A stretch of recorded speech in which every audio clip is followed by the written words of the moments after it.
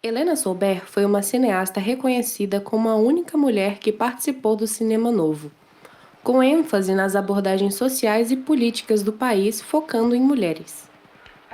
Iniciou sua jornada em 1966, já como diretora e produtora de filmes sob o olhar de sua estética.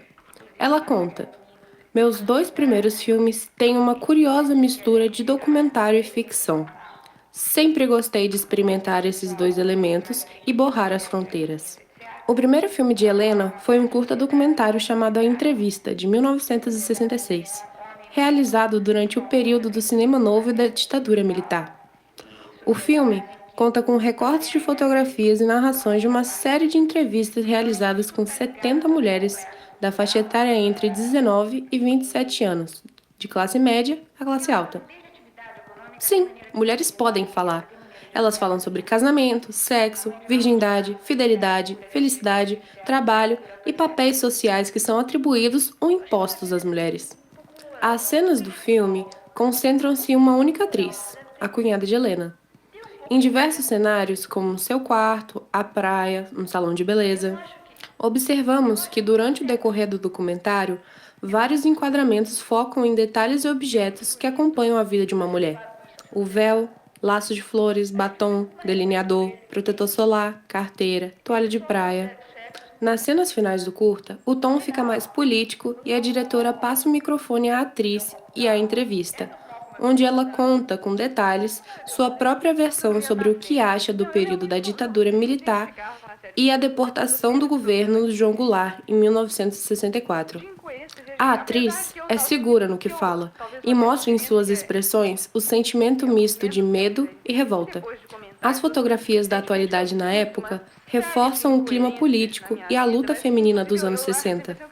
Em A Entrevista, a diretora Helena conseguiu explorar profundamente até onde vai o feminismo presente nas entrevistadoras da época e suas formas de pensar. Helena Souber foi uma das pouquíssimas documentaristas mulheres dos anos 60. Por isso, o curta foi um importante marco no cinema brasileiro, por explorar e dar voz aos personagens que representam uma minoria social reprimida desde aquela época e até hoje.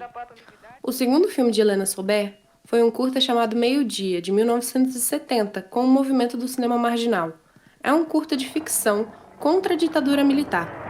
É sobre um garoto rebelde e sua rotina de escola, onde ele não sabe o que fazer e não tem rumo nenhum.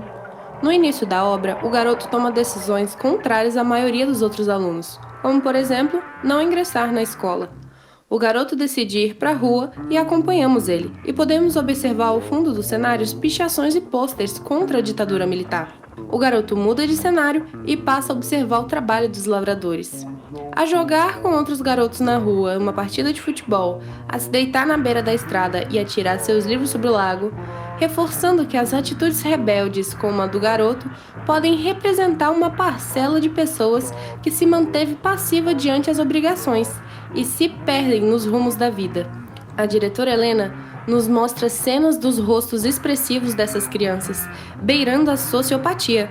Em posicionamento de guerra, com os punhos fechados, as crianças transformam a sala de aula em um verdadeiro palco de destruição.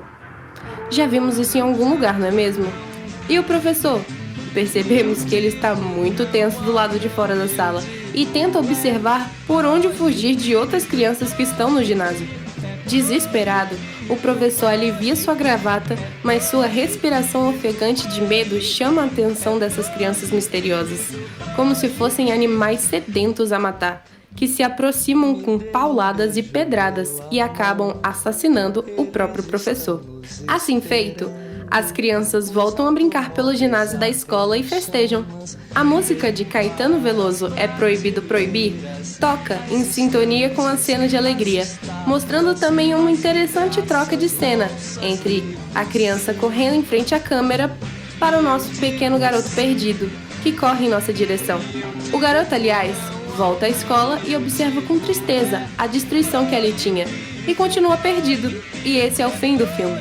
Era assim em 1970? Para nós, o pensamento daquela época chega a ser assustador. As crianças como militares, o professor como um trabalhador, o garoto perdido como uma sociedade passiva, a escola lembra uma prisão aberta. Grande aula, Helena Sober! Esse curta tem como contexto o período da ditadura e revolta da sociedade. Chamou a atenção o olhar da diretora Helena e os planos e enquadramentos incríveis trabalhados na cena da morte do professor. Como conclusão, com os 2 primeiros filmes da carreira, Helena misturou ficção e documentário numa forma de experimentar os 2 elementos como se fosse um novo gênero cinematográfico, uma nova experiência para o cinema brasileiro. Posteriormente, ainda nos anos 70, Sober viajou pelas Américas e realizou diversos filmes, incluindo A Nova Mulher, de 1975, A Dupla Jornada, de 1975, e Simplesmente Jenny, de 1978. Só voltou para o Brasil na década de 90 para dirigir e produzir várias sequências de filmes, entre eles 2 filmes na qual Helena ganhou o maior número de prêmios, como Carmen Miranda, Banana is My Business, 1995, e com o belíssimo Vida de Menina, de 2005. Hoje, em 2022, Helena está com 84 anos e mora no Rio de Janeiro.